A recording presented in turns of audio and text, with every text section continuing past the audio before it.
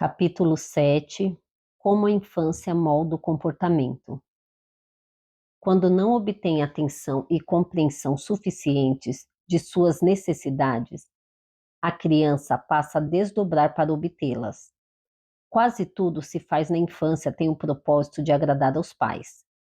Se eles se mostram insuficientes em sua capacidade de amar e de entender os sentimentos e desejos da criança, esta assume a responsabilidade na tentativa de fazer a relação funcionar.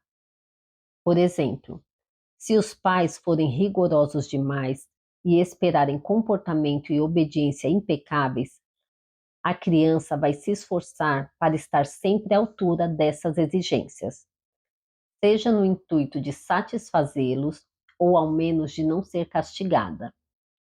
Também vai ter que reprimir todos os sentimentos e desejos que se chocam com as expectativas dos pais, para melhor atendê-las. A consequência disso é que ela não aprende a lidar bem com a raiva. E a raiva é útil, no sentido de permitir que a pessoa se afirme e estabeleça limites. Se na tentativa de afirmar a criança nunca prevalece diante da força superior dos pais, com o tempo ela aprende que é melhor suprimir a raiva e assim não tem a oportunidade de aprender a lidar com esse sentimento nem de se impor. Ela desenvolve crenças como não devo me defender, não posso ficar com raiva, preciso me adequar, não posso ter vontade própria. Mais tarde, geralmente na adolescência, essa criança pode vir a combater a educação que recebeu dos pais e se rebelar contra a pressão por adequação, mas vai permanecer refém desse sistema, pois na rebeldia encontrará tão pouca liberdade quanto na conformidade. A criança sombra desse adolescente e futuramente desse adulto está marcada pela experiência de ter sido dominada pelos pais. E através das lentes de sua experiência, rapidamente vai enxergar as outras pessoas como dominadoras ou submissas, além de se adequar ou de se rebelar em resposta a isso. Somente quando conhecer a criança sombra e conseguir dissolver todas essas crenças, é que essa pessoa vai poder se sentir à altura dos outros. Mamãe me entende, a empatia parental. Os pais que não conseguem se colocar no lugar dos filhos dificilmente assimilam o que eles sentem e do que precisam. É assim que as crianças começam a acreditar que o que pensam e sentem é errado. Se os pais têm dificuldade em se colocar no lugar dos filhos, tampouco conhecem bem as próprias emoções. Por isso, é condição essencial para ter empatia. Se, por exemplo, a criança estiver triste porque um amigo não quis brincar com ela, a mãe precisa entrar em contato com os próprios sentimentos de tristeza para ser capaz de entender a situação do ponto de vista da criança. Se ela lida com a própria tristeza, ignorando ou ocultando o sentimento, vai fazer o mesmo com o sentimento de tristeza da criança. E por não saber o que fazer, é possível que seja dura com a criança, dizendo que ela não tem por que ficar assim e que esse amigo é um bobo. Assim, a criança aprende que é errado sentir essa tristeza e que é incapaz de fazer bons amigos. Se a mãe ou outra pessoa soubesse lidar com os próprios sentimentos e os conhecesse bem, poderia tomar as dores do filho e tratá-las dizendo algo como: eu entendo que você esteja triste, porque o João não quis brincar com você hoje. E poderia conversar com seu filho sobre os possíveis motivos de Joãozinho não querer brincar e sobre a possibilidade de o filho ter contribuído para isso de alguma forma. Assim, a criança aprende a dar nome às emoções sentidas, nesse caso, tristeza. Ela internaliza que não vai estar sozinha quando precisar de compreensão e também que é possível encontrar uma solução para o problema. A empatia dos pais permite que a criança aprenda a diferenciar e identificar suas emoções, chamando-as pelo nome. E como pais lhe mostraram que não é errado sentir aquilo, ela também poderá aprender a lidar com o que sente e estar no controle de suas emoções. É por isso que a empatia é o maior critério de competência parental. Em outras palavras, é o meio pelo qual obtemos nossa influência, boas ou más. Da genética à personalidade, outros fatores que moldam a criança interior. Nos anos de 1960, foi amplamente difundida nas áreas da psicologia e da pedagogia a ideia de que a criança nasce como tábula rasa, isto é, como uma folha em branco.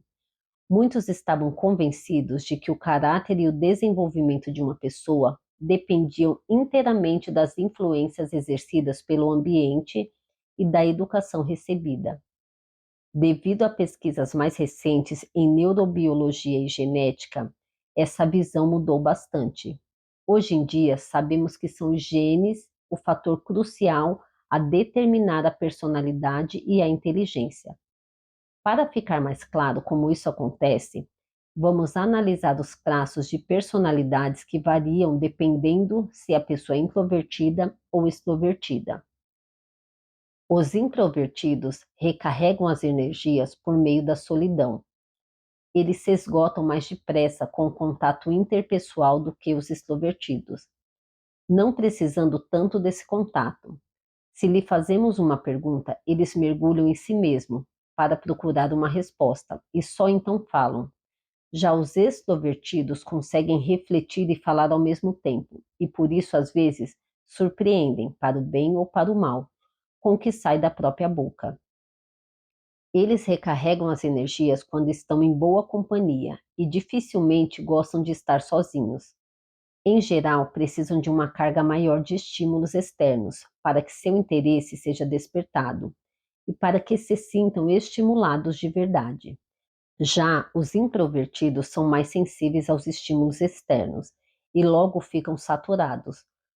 Por terem necessidades diferentes em relação ao contato com pessoas, introvertidos e extrovertidos também desenvolvem estilos de trabalhos distintos, o que influencia a escolha da carreira. De modo geral, pode-se afirmar que os introvertidos preferem locais de trabalho mais tranquilos, com poucas distrações, onde possam mergulhar em suas atividades por horas a fio.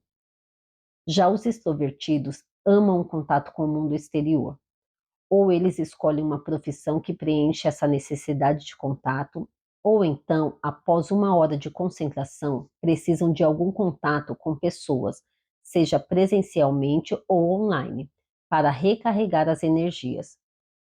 Quando está sozinha, a pessoa extrovertida se sente solitária e entediada mais rápido que a introvertida, independentemente de sua criação ou das influências da infância que marcaram sua criança sombra e sua criança sol. Nossa sensibilidade e nossa predisposição ao medo também se encontram dispostas em nossos genes e influenciam o desenvolvimento de autoestima. Algumas pessoas têm um temperamento inato mais forte. Segundo pesquisa, 10% das crianças chegam a ser invulneráveis, mesmo que tenham uma infância difícil. Saem com autoestima intacta e sem maiores danos. Um terceiro elemento a considerar é a dinâmica resultante de como as características da criança se combinam com a dos pais. Os psicólogos falam da adequação entre pais e filhos. Por exemplo, se uma criança com sensibilidade elevada inata tem uma mãe com pouca empatia, talvez seja mais afetada do que a criança que já nasceu casca grossa. Da mesma forma, pais de crianças birrentas ou hiperativas têm mais dificuldade em reagir de forma adequada, pedagógica e emocionalmente falando, do que pais de filhos dóceis. Por fim, crianças que tendem à hiperatividade têm uma grande dificuldade em controlar toda essa energia extra, o que às vezes gera confusão. Por isso, não é raro que professores ou outras crianças expressem que há algo errado com elas. Consequentemente, muitas acabam desenvolvendo baixa autoestima, mesmo que tenham pais amorosos. Afinal, não só os pais influenciam o desenvolvimento da criança, mas também as pessoas próximas, como colegas de turma, professores e avós. Isso significa que aquilo que marcou nossa infância e que carregamos conosco para a vida não depende apenas do tipo de educação que recebemos dos nossos pais, mas da combinação de uma série de fatores. Ainda assim, a relação com os pais é a base de tudo. Quanto mais vulnerável uma criança se mostrar por causa dos problemas em casa, mais suscetível ela vai estar também a ser ferida por outras pessoas. Uma criança com pais atenciosos e empáticos recebe mais ajuda, digamos, se os colegas zombarem dela na escola, do que uma criança cujos pais não compreendem o que ela sente. A criança sombra e seu sistema de crenças. Se quisermos resolver nossos problemas atuais, precisamos compreender, no nível mais profundo, no que eles consistem de fato. Para tanto, é importante permitir que nossa criança sombra tenha a chance de falar para conseguirmos reconhecer onde estão nossos pontos fracos, os chamados gatilhos. Muitas pessoas não querem entrar em contato com essa parte da própria personalidade. Não querem sentir as mágoas e os medos que guardam em si. Bem compreensível. Afinal, quem quer se sentir triste, angustiado, insignificante ou até mesmo desesperado? Todos nós preferiríamos evitar esses sentimentos na medida do possível e só levar conosco felicidade, alegria e amor. É por isso que muitas pessoas recalcam suas feridas, ou seja, dão as costas para a sua criança sombra quando ela quer falar. O problema é que a criança sombra é como uma criança real. Quanto menos atenção recebe, mais atenção quer. Se lhe damos a atenção devida, ela fica satisfeita e vai brincar sozinha por um tempo. Com a criança sombra é parecido. Quando não deixamos o medo, a vergonha ou a raiva falarem, eles continuam agindo em nosso subconsciente e lá causam estragos sem que o ego adulto perceba. Então, acontece o que tantas vezes aconteceu com Miguel. De tempos em tempos, a criança sombra recalcada e arisca surge a todo vapor e descarrega toda a sua raiva em coisas sem importância. Tanto a literatura de autoajuda quanto a especializada atribuem somente as emoções à parte da personalidade equivalente à criança interior. Mas, segundo a minha experiência, a criança interior, ambas as suas partes, também é moldada pelas crenças internalizadas, que costumam ser as precursoras das emoções. Como foi dito por crença, entende-se uma convicção profundamente enraizada no que diz algo sobre a nossa autoestima e nossa relação com outras pessoas. Por exemplo, se uma criança se sente amada e querida pelos pais, ela vai desenvolver crenças como sou bem-vinda, sou amada, sou importante, que fortalecem sua criança sol. Mas, se os pais forem mais fechados e frios, podem surgir na criança crenças como não sou querida, sou um fardo, sou uma decepção, que moldam sua criança sombra. Todas essas crenças, embora surjam na infância, criam raízes em nosso subconsciente e ali permanecem na fase adulta, atuando como uma configuração automática que passa despercebida. Elas influenciam de modo significativo nossa maneira de perceber as coisas, de pensar, de sentir e de agir. Quero voltar mais uma vez ao exemplo de Miguel e Selma, para explicar como as crenças podem nos afetar. Vimos que a mãe de Miguel não dava muita atenção a ele nem a seus desejos. Miguel tem 2 irmãos mais novos e seus pais eram donos de uma padaria.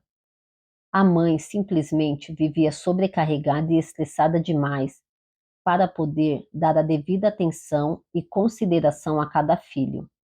E o pai não podia compensar essa falta, pois trabalhava sem parar. Em razão da distância física e emocional dos pais, Miguel teve suas necessidades de conexão e autoestima frustradas. Por isso, ele desenvolveu crenças como não sou bom o suficiente e não sou importante. Essas crenças ainda hoje marcam inconscientemente a percepção dele. Todas as vezes que Miguel se sente invisível, sua criança sombra faz um escândalo. Lá vamos nós de novo. Mais uma vez sou ignorado. São essas crenças as verdadeiras causas de suas explosões de fúrias por Selma, supostamente não levar seus desejos em consideração. Quanto a Selma, seus pais cuidaram muito bem dela, mas tinham expectativas muito altas.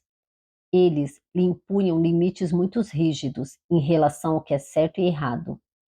Selma sentia que os desapontava com frequência, pois eles a criticavam muito mais do que elogiavam. Assim, sua necessidade de reconhecimento e autoestima não era respeitada, tampouco sua necessidade de autonomia.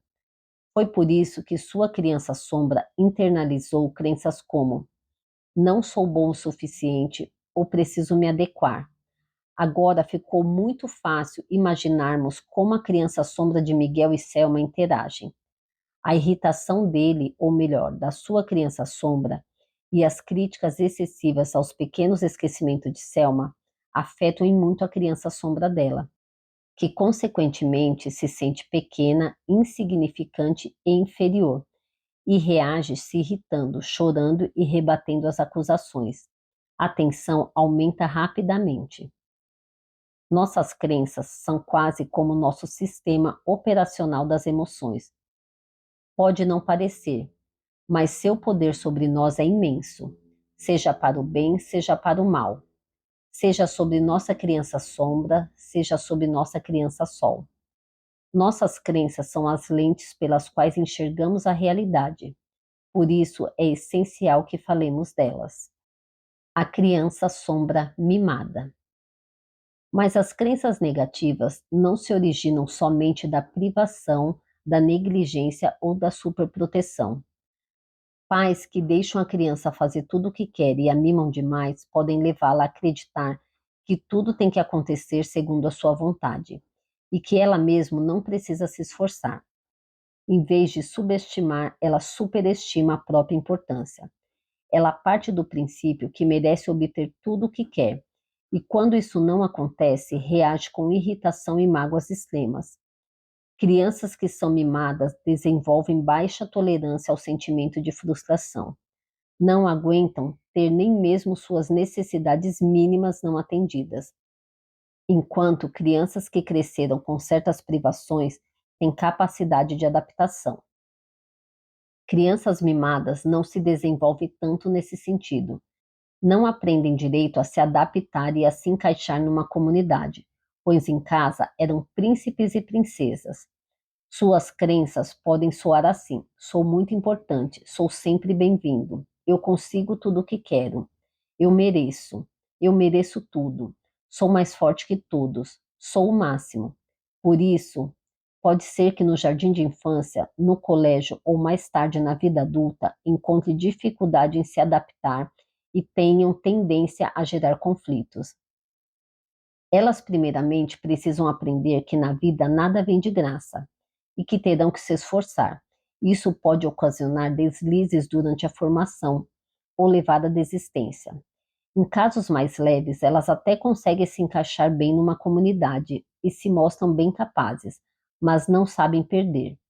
Numa relação amorosa, por exemplo, uma rejeição pode levar essas pessoas a entrar em desespero, pois não estão acostumadas a não conseguir o que desejam. Criticar os pais não é tão simples assim.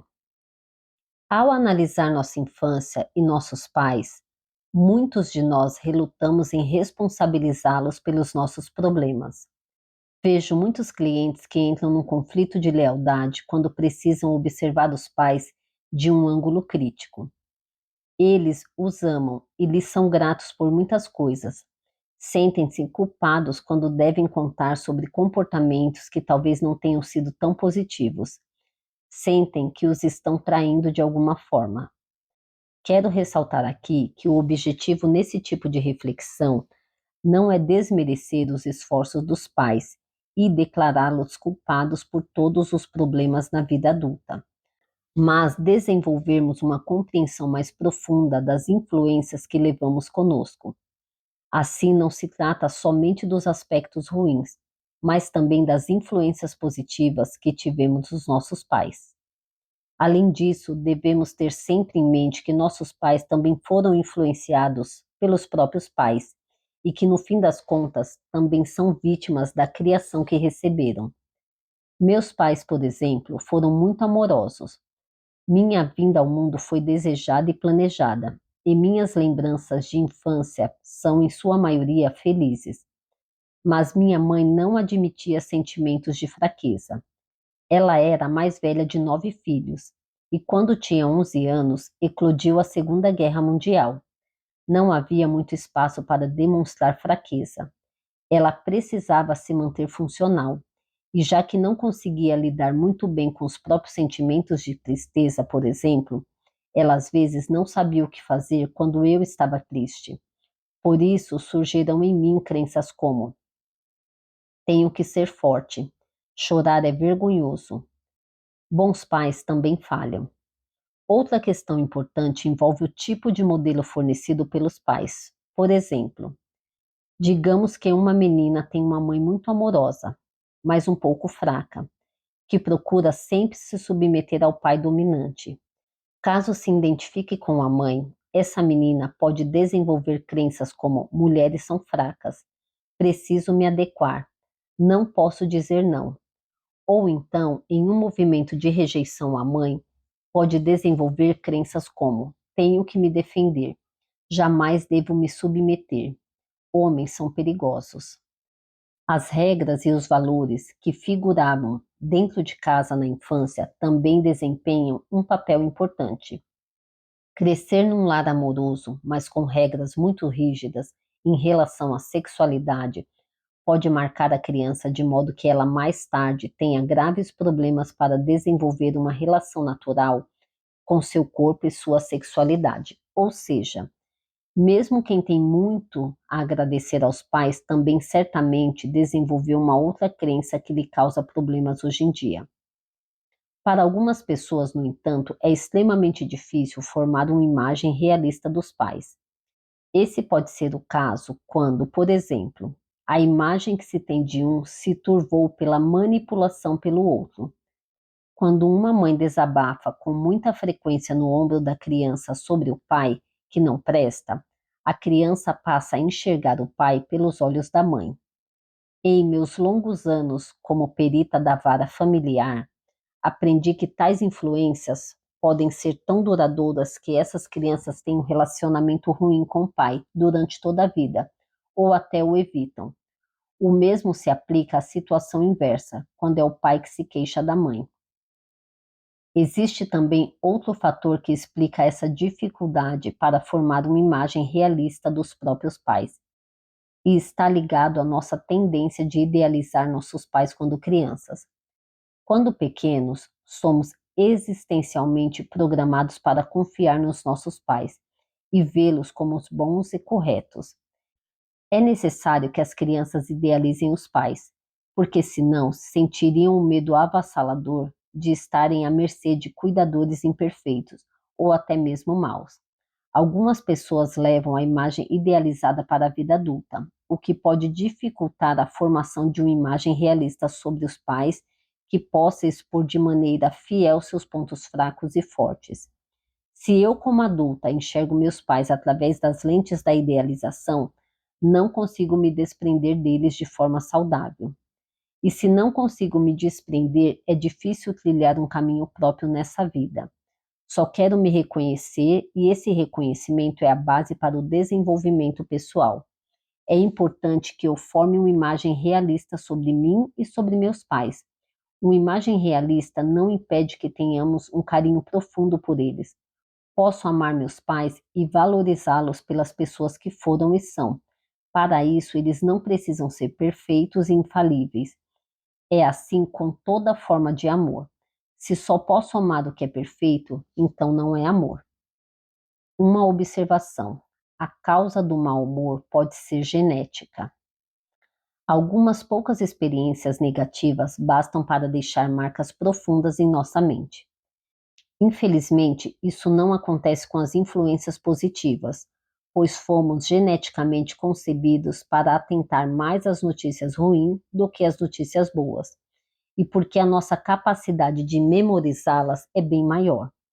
O motivo por trás disso é que, para nossa sobrevivência, atentar aos perigos é muito mais importante do que as coisas que estão indo bem. Se uma família da Idade da Pedra estivesse entretida em algum jogo e um tigre dente de sabre surgisse de repente, seria essencial para a sobrevivência deles que as sensações de prazer associadas ao jogo cedessem de imediato ao medo.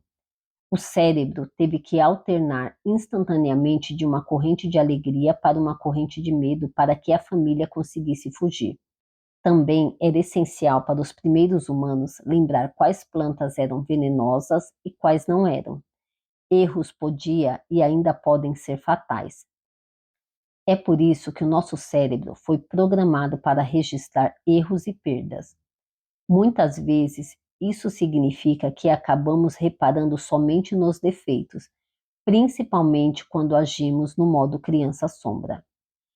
Isso explica também por que nós nos lembramos mais de eventos dolorosos do que dos felizes. Podemos nos envergonhar de uma situação embaraçosa anos depois, como se tivesse acontecido ontem, enquanto a alegria que sentimos por um acontecimento bom desaparece logo. Outro efeito colateral muito ruim da nossa genética é que uma única experiência negativa com uma pessoa pode anular centenas de experiências positivas. Sendo assim, da próxima vez que você se irritar com alguém, seja um amigo ou outra pessoa, tente lembrar de todas as coisas boas que vocês dois já vivenciaram antes de dar vazão ao ressentimento.